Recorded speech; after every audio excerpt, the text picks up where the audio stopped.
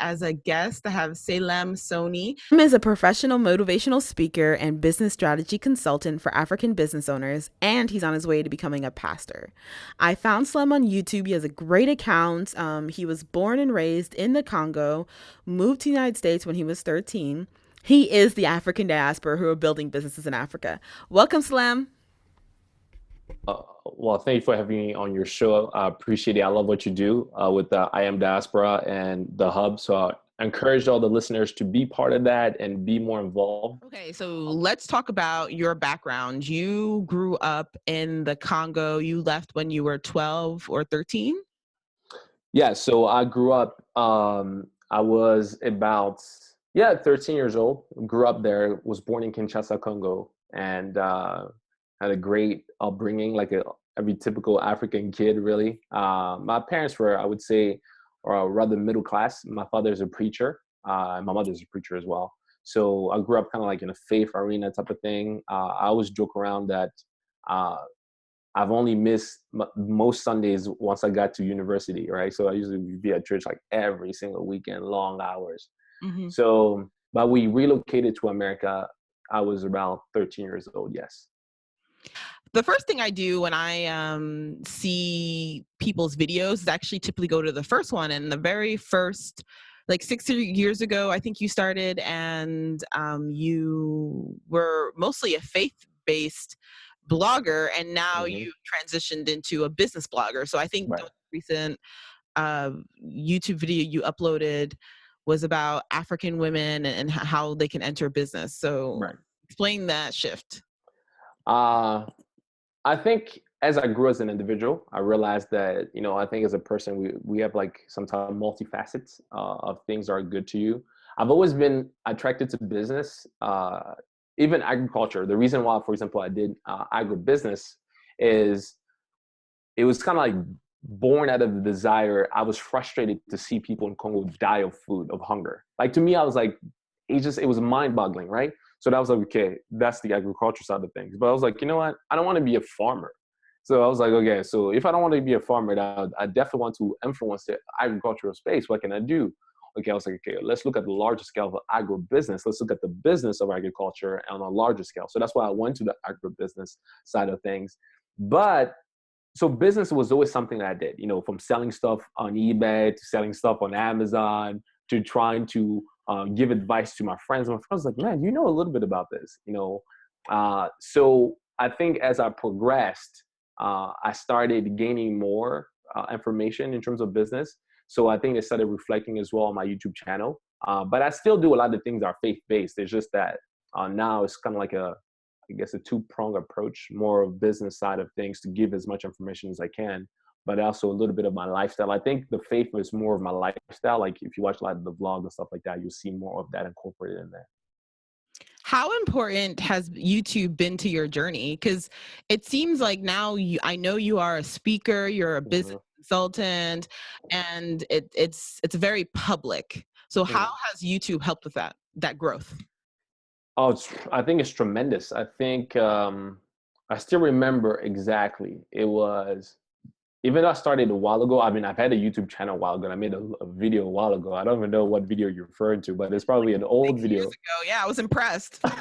So, but I remember it was specifically in 2014 that I made the decision that when somebody Googles my name, I want them to find, like, I want the first page to be what I put out there, not what other people write of me, and it falls in line with the whole branding aspect of things, right? Because like you said, when somebody's interested, the first thing you're going to do, they're going to Google you.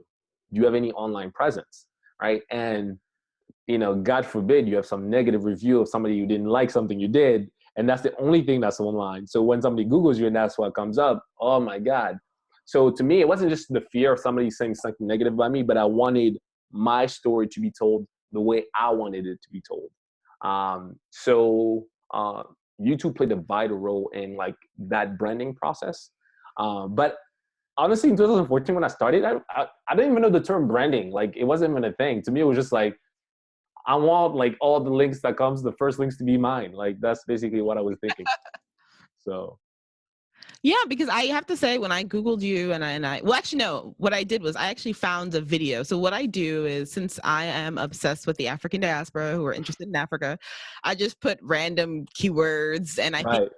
I pulled you up, and I'm like, whoa, like, you're new. No, it's for real. Like, there are not that many bloggers. There are not that many writers, podcasters, bloggers who are talking about African diaspora. And also, so when I found your YouTube channel and I watched a couple of videos, of course, I went to your oldest video, and then I also found your Facebook page. I found, which is also Salem Soni, Funny. Yeah. and actually everything, all his Twitter, Instagram, Snapchat, YouTube, everything's under his name. His also Right. his business consulting, his business, Salem Soni. Hmm. You can find out more at slimsoni.com. But also, I just went through all of your profiles and saw how fleshed out it was. And then I saw the podcast, and I saw that you have a business partner and all of these things. And I was just so impressed, because building a brand is very difficult. And I've Right. noticed that people who do tend to focus on Africa, they're not building a brand that's like American quality. Like, That's true. to be You're honest. right.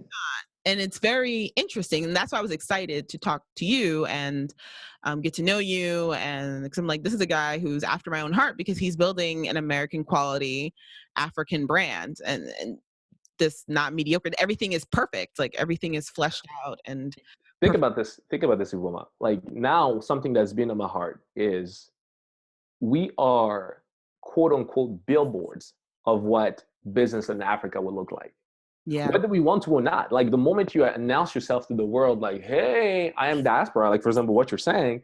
So now, for the untrained eye, because the problem that happens sometimes with African entrepreneurs, we only target Africans, or we only are there's like, we either only want to target Africans, or we want to show the world that, Africa has something. But the problem is that other group that you're trying to show that are not Africans, so now looking at you as the representation of Africa.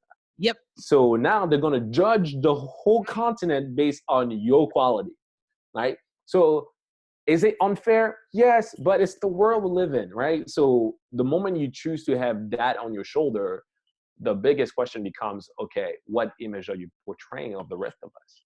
So to me, I said, okay, if I want that responsibility, can I put something, at least of quality? And my goal, I think, as an individual, we always want to get better. We always want to grow. We always want to increase. So as you see, for example, the first videos, like, that was probably shot with a phone, but now, you have more professional cameras, you learn some editing, you have some people that are helping you with editing, the branding. Like, I had, for example, a friend of mine, I'm just finishing my website, which that was another, like, awakening for me. I realized I needed a website. So I bought a domain name 4 years ago. I've never even built my website until last year. Can you imagine? Really? Okay. Yeah. So I understood the importance of, like, the image that you want to portray up there. So, like you're saying, I want to encourage many of the listeners or the viewers, not just for yourself, but understand that you're a billboard of what some people perceive Africa to be. So what are you portraying? It's important. So the reason I came up with this show, Hmm. because I wanted to give actionable steps for the diaspora to invest in Africa. Right Hmm. now, there's a lot of rhetoric out there that, this is now the time to invest. But what does that actually mean? And then I see you, and you are teaching people in the diaspora about agribusiness in Africa. Can you talk more about that? Within the agricultural business space, because that's what I really focused on when I was in school, one of the biggest things that we thought about in terms of bringing to Africa was in terms of technology and supply chain. So the labor force within Africa when it comes to agriculture is there. So to give you an example, for example, I'm from the Democratic Republic of Congo. And one of the interesting thing about Congo, for example, it has close to 84 million acres of cultivable land. 84 million acres. Really just crazy. But only 2% of it is used.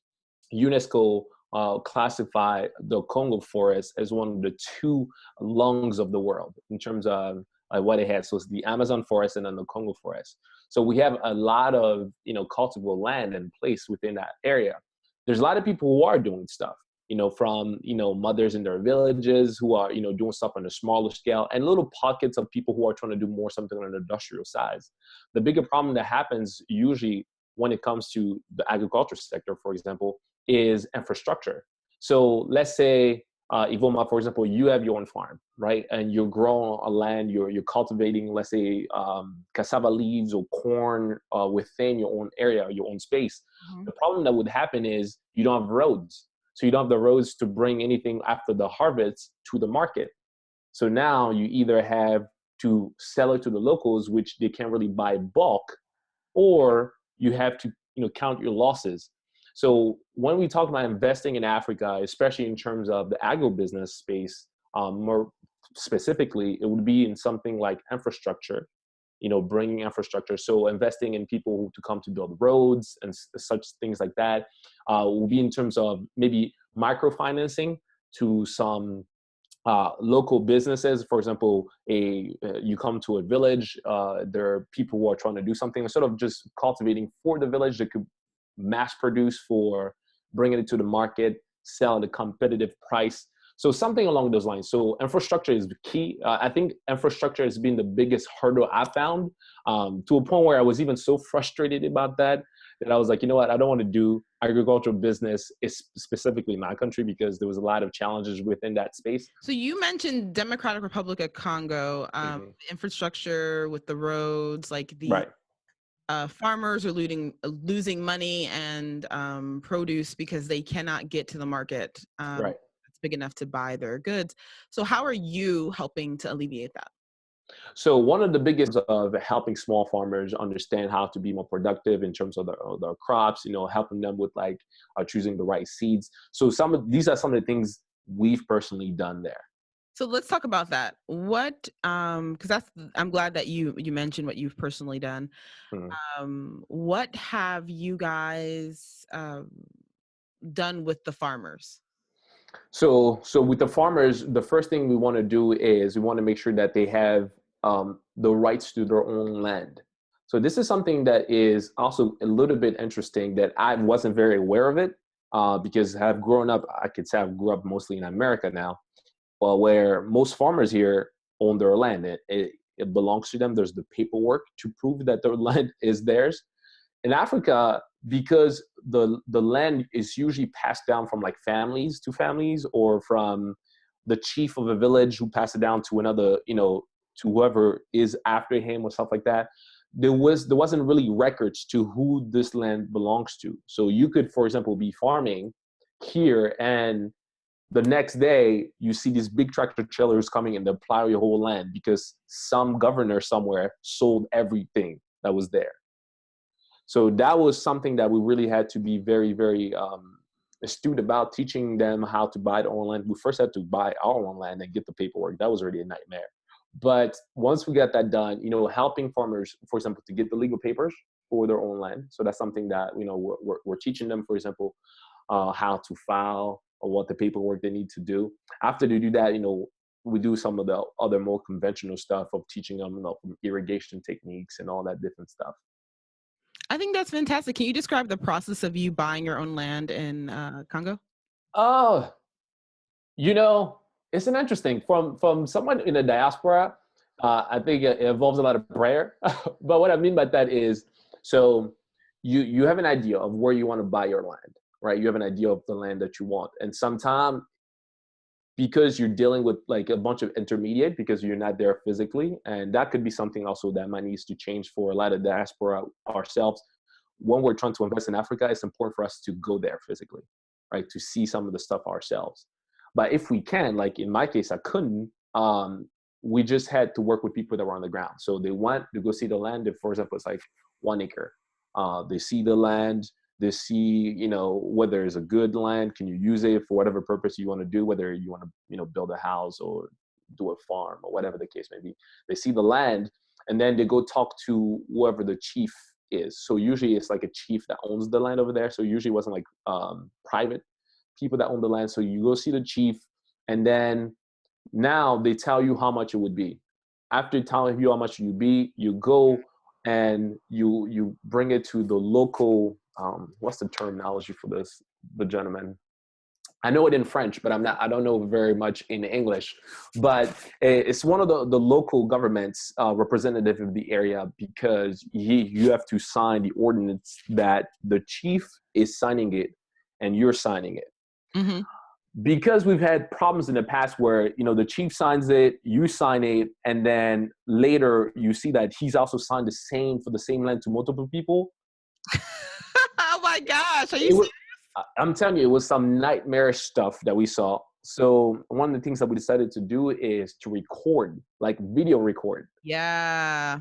Yeah, because I mean, you have to find a way to document that this process happened. So one thing we started doing is, when there was a signing process where, the local government representative would be there, the chief would be there, there'll be a camera present. So now those local chiefs of the area are more sensitive of, like, I'm on video, right? I can't lie that I didn't sell you this thing. So when they're signing it, to do that, you get all the paperwork, and then that's basically yours.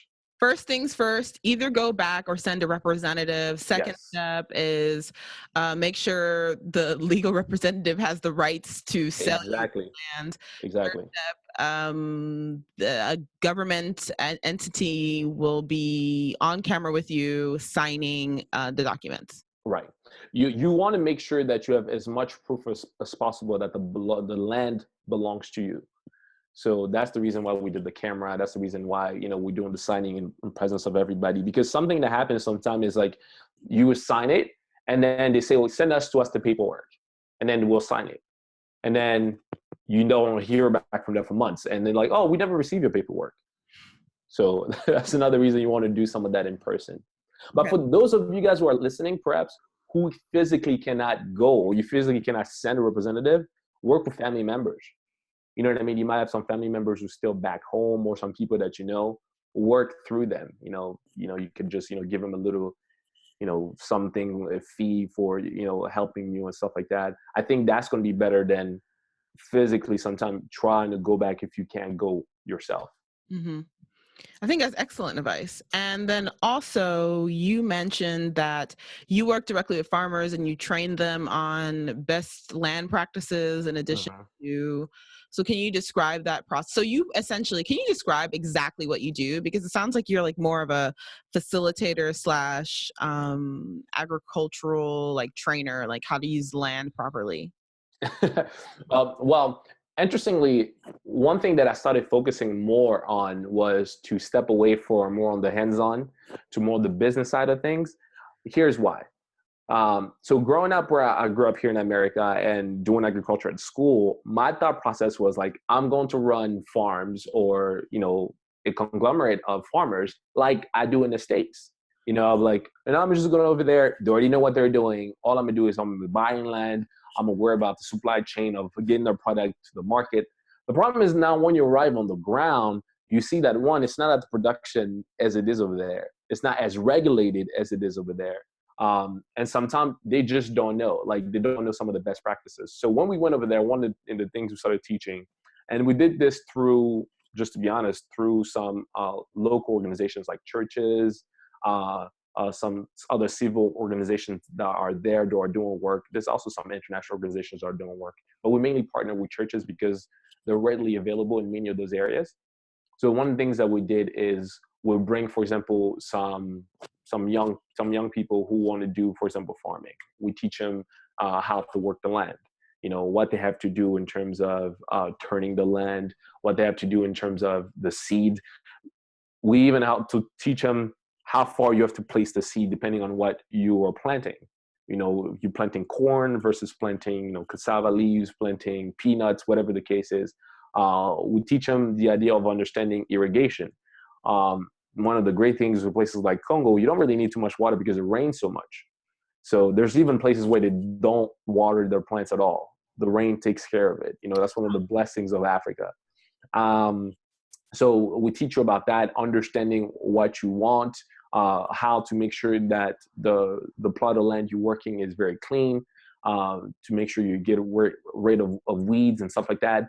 Harvest seasons, how to harvest effectively and fast, how to maybe hire the manpower to help you harvest, because the quicker you can get your product to the market, the more money you're going to have versus trying to do everything yourself.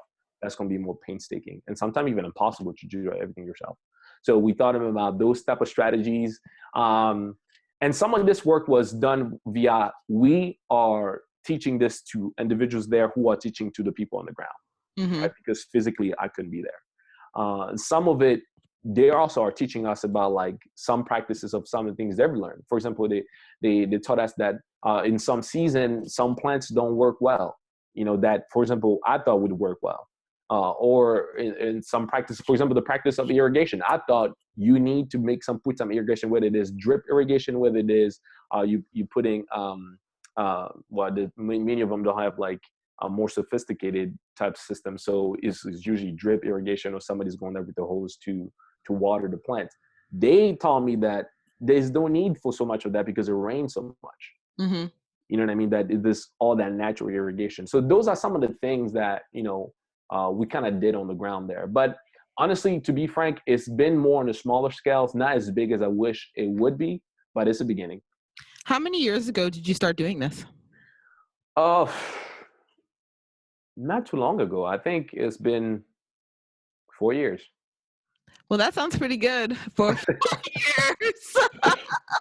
We have to start sometime. Yes, you do. And I think what's interesting about your company is that you mostly work in French-speaking Africa.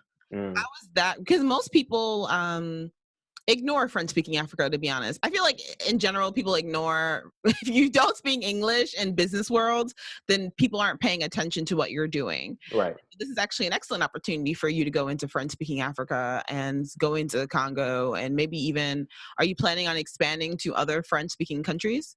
I mean, my hope is to have something that covers the whole continent, right? So I'm not just going to be limiting myself to, French-speaking or Yeah, but you have to English-speaking start countries. somewhere, though. That's true. That's true. I think here's a strategy. The strategy was first to go where I can easily get land. So it wasn't even so much of starting in French speaking in Africa. It was just that my country was easier to get land. So because we speak French over there, that was kind of like the easy entry point. But to what you're saying about French speaking Africa in terms of the business world, I think there is that. I think it's just because some of the more bigger superpower that people look at are more English-speaking countries, from America to some countries in Europe, England, and stuff like that. It seems though you're working with more of the small farmers. Are you working with people in diaspora here and connecting them to the small farmers? Well, in the diaspora here, I'm not mainly working in the agribusiness space, to be honest, because it's harder for individuals, like the money that it takes, the funding that it takes. I'm not working with individuals here who want to do farming back home per se. Mainly here, I dabble in different type of business, different markets, mainly in the business consulting front of things. Back home though, we deal with different investors who are looking for, like there's a gentleman that we met in DC he wants to have a modern farm. So he's thinking about like, what does that entail if you want to have a all-inclusive farm, so where you don't basically bring any from the seed to the fertilizer, everything is internal, everything is done within the farm itself. Oh, wow. Okay. Right. So those are some of the possibilities you can do. But yeah, personally, I haven't really worked with anybody from the diaspora who wants to do agribiz in Africa, but business in general, those who want to jump in, those who, I've worked with, clients who want to do fashion. There's a client right now I'm working who wants to do a cleaning business in Africa. So that's an interesting too, because it's a new arena for me. So it helps me also grow and learn more about that. There's a client right now who's working in a multimedia space as well. There's another one who's an event planner. So there's a variety of things. So you keep on saying Africa, like you help them in different countries, or is it always in the Congo? Oh, no. One is from Ghana. The other one wants to do work in South Africa. Okay. The one is, well, his goal is to get into Kenya eventually. So it's from different places, really. Congo, again, is in my heart because it's the home country. I really definitely want to see it grow. But I'm always looking at Africa as the continent needs to rise. You know what I mean? There's so much potential in the continent. Like, I'm a pro Africa advocate versus, Congo advocate per se, even though I love my country dearly. No, I mean, it makes sense. I guess for me, business wise, it seems, I understand what you do, the business consulting with helping other people enter different markets. And I think that's very interesting. And those people are probably entering that country either because they have a tie to it, or because Exactly. I think it's easier to enter Right. the market. So is there anything else that you would want to mention? No, I think we covered kind of everything there. It was a pleasure, getting a chance to speak to you. I think I want to encourage you to continue. More stories after you. I listen to a lot of your videos as well. So I want to hear more stories. I want to hear more stories of those who are working now. You know what I mean? Like, I've listened to so many stories of the Aliko Dangotes of the world. Like, great, they made money, but who is working now, right? Who's, in the path and, doing what they're doing currently, and that's what you're doing. So I appreciate it. Okay, thank you very much. It's always nice to finally meet people who listen. Right? True. That's true. You might be like, whoa, you somebody else listened to what you created? No, I definitely appreciate it. Thank you so much for this interview. I definitely learned a lot. And I'm excited to continue working with you too. Yes. We're looking forward to greater things coming ahead.